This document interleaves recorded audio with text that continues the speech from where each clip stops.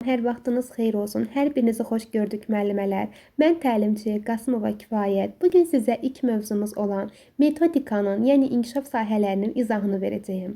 İlk öncə olaraq bunu qeyd edim ki, inkişaf sahələri ümumi təlim nəticələrinin reallaşmasını təmin etmək üçün müəyyən olunan məzmunun bir hissəsidir. Yəni ki, inkişaf sahələri hər bir yaş qrupu üzrə müəyyən olunan məzmunun əsas hissəsidir, leytmotividir, bünövrəsidir və ana xəttidir. İnkişaf sahəmiz dəyişməz olaraq qalır və hər zaman birinci rəqəmlə ifadə olunur. Məktəbəqədər təhsil müəssisələrində bir şəxsiyyət formalaşdırmaq üçün biz 4 inkişaf sahəsinə istinad edirik. Əgər ki, bu inkişaf sahələrindən biri tam formalaşdırılmazsa və yaxud biri formalaşdırılıb, digəri formalaşdırılmazsa, uşaq tam şəxsiyyət kimi formalaşmış hesab olunmur. Məktəbəqədər təhsil müəssisəsində 4 inkişaf sahəsi mövcuddur ki, bizim bu inkişaf sahələrimizin hər birinin özünə məxsus əsas standartı mövcuddur. Bizim birinci inkişaf sahəmiz olan fiziki inkişaf, sağlamlıq və təhlükəsizlik bu inkişaf sahəsinin 3 əsas standartı var. Birinci əsas standartı fiziki hərəkətləri yerinə yetirir. İkinci əsas standartı masa arxasında davranışını ümumi qaydalara əsasən tənzimləyir və gigiyena qaydalarına əməl edir. Üçüncü əsas standartımız da təhlükəsizlik qaydalarına əməl edir. Gəldik ikinci inkişaf sahəmiz olan idraki inkişaf sahəsinə. Bu inkişaf sahəsinin də 3 əsas standartı mövcuddur ki, birinci əsas standartı əşya və hadisələr haqqında ilkin təsəvvürə malik olduğunu nümayiş etdirir. İkinci əsas standartımız nitqi dinləyir, anlayır, rabitəli danışır. Üçüncü əsas standartımız isə sadə riyazi əməliyyatları yerinə yetirir və nümayiş etdirir. Daha sonra gəldi üçüncü əsas standartımız olan estetik yaradıcı inkişaf sahəsinə ki, burada yalnız bu inkişaf sahəmizin 2 əsas standartı var. Bunu unutmayın. Ola bilər ki, sizə sual kimi verə bilər ki, hansı inkişaf sahəsidir ki, yalnız 2 əsas standartı mövcuddur. Bu estetik yaradıcı inkişaf sahəsidir. Birinci əsas standartı sadə bədii yaradıcılıq bacarıqları nümayiş etdirir. İkinci əsas standart isə sadə əmək bacarıqları nümayiş etdirir. Daha sonra gəldik 4-cü inkişaf sahəmiz olan sosial-emosional inkişaf sahəsinə. Bunun da 3 əsas standartı var. Birinci əsas standartı ünsiyyət bacarıqları nümayiş etdirir. İkinci əsas standartı sosial həyatla bağlı bilik bacarıqları özünə məxsus tərzdə nümayiş etdirir. Üçüncü əsas standart isə hörmət, dözüm və tolerantlıq nümayiş etdirir. Daha sonra müəllimələr biz bilirik ki, bu inkişaf sahələrinin hər birinin özünə məxsus standartları vardır. Yəni ki, məzmun standartları. Məzmun standartları 2 hissədən ibarətdir ki, uşağın bilik, uşağın nə öyrənəcəyi və fəaliyyət hissəsi, öyrəndiyini necə nümayiş etdirməyi. Məzmun standartları isə məktəbəqədər təhsil müəssisəsində təhsil alanın bilik və bacarıq səviyyəsinə qoyulan dövlət tələbidir və eyni zamanda bizim ümumi təlim nəticələrimizi reallaşdırır. Bu məzmun standartlarında 2 standartı vardır ki, əsas standart və alt standart. Əsas standart inkişaf sahəsi üzrə görüləcək fəaliyyətin istiqamətini müəyyən edir və əsas standart inkişaf sahəsinə nisbətən daha açıqlayıcıdır. İnkişaf sahəsi üzrə görüləcək fəaliyyətimizin istiqamətini müəyyən edir.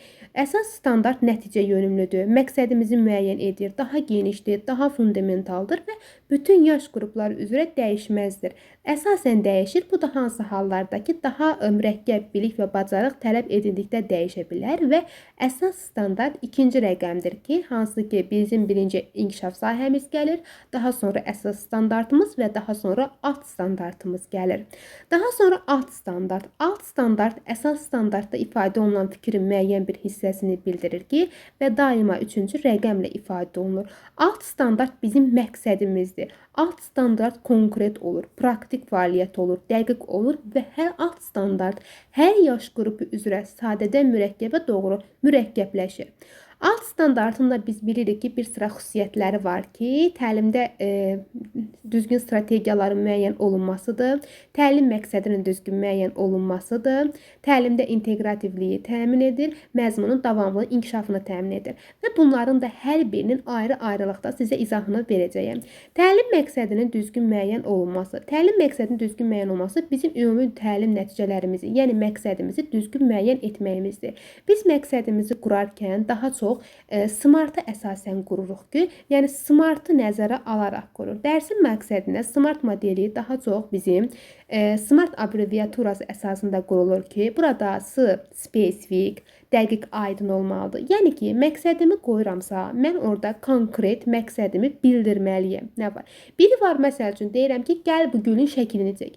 Və biri də var, deyirəm ki, gəl qızıl gülün şəklini çək. İndi hansı konkretdir? Təbii ki, ikinci dediyim daha aydın və konkretdir. Mən konkret olaraq qızıl gülün adını ifadə etdim. Daha sonra gəlir M, yəni measurable, ölçülə bilən, qiymətləndirilə bilən olmalıdır. Məqsədimi qoydum. Təbii ki, sonda məqsədimi qiymətləndirirəm. Biz bilirik ki, qiymətləndirmə məqsədi qoyuruqsa, qiymətləndirmə uşağın, yəni qiymətləndirməsi üçün deyil. Bu sadəcə olaraq uşağın məqsədə çatıb çatmadığını yoxlamaq üçün istifadə olunur.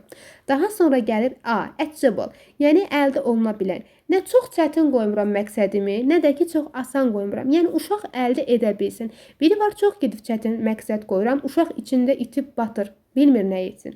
Biri də var, çox asan qoyuram, uşaq üçün çox maraqsızdır, çox tez həll edir onu. Daha sonra gəlir R, realistik, yəni mən real imkanlarımı nəzərə alıram. Məsəl üçün, əyani plakatlarımı, deyim, vəsaitlərimi olur. Keçdiyim hər bir məşğələnin özünə məxsus əyanilik prinsipi qorunaraq resursları tam şəkildə təmin olunmalıdır. Daha sonra məqsədimizi qoyduq və məqsədə çatmaq üçün biz vaxt müəyyən edirik. Yəni time frame. Bu qədər demək olar ki, smartımızda. Daha sonra gəlirəm, sizə izah edirəm müəllimələr. İnteqrasiyanı.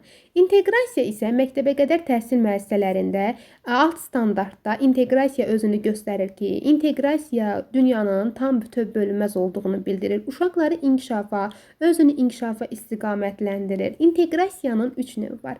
Həyatla əlaqələndirmə, şaquli inteqrasiya və üfüqi inteqrasiya.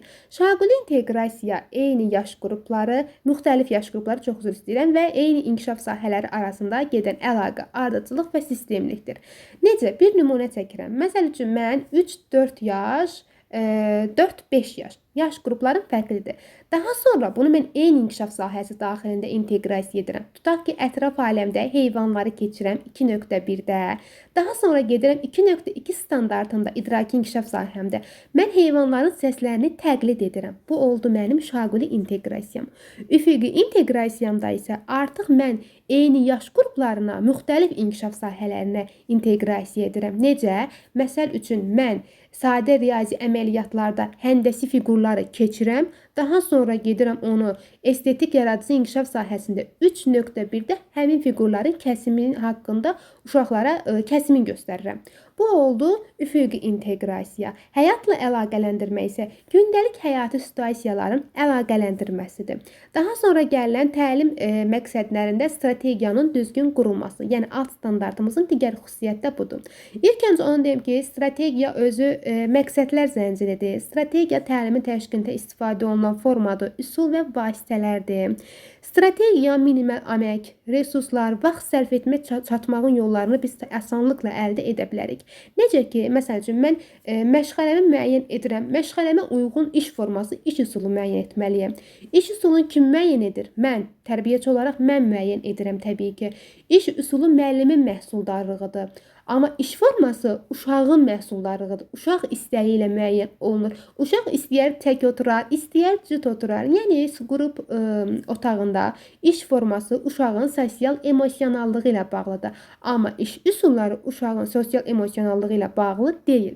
Tərbiyəçi müəllim müxtəlif strategiyalardan istifadə edə bilər ki, bu biliklərin daha da asan mənimsəməsinə kömək edir. Eyni zamanda uşaqlar metodları daha səmərəli imkan yaradır ki, keyfiyyətlə aşılasın. Uşaqların anlamağına, uşaqların bir yol planı, xəritəsinə kömək edir. Strategiya özü mövqe mənasını bildirir və ən əsası da bunu qeyd edim ki, strategiya vasitəsilə uşaqlar müəyyən məqsədə çatmağın asan şəkildə yollarını tapırlar.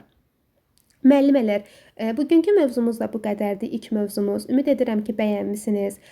Daha çox izahlardan yararlanmaq istəyirsinizsə, testlərimizdən yararlanmaq istəyirsinizsə, Telegram qrupumuza qoşulmağı unutmayın.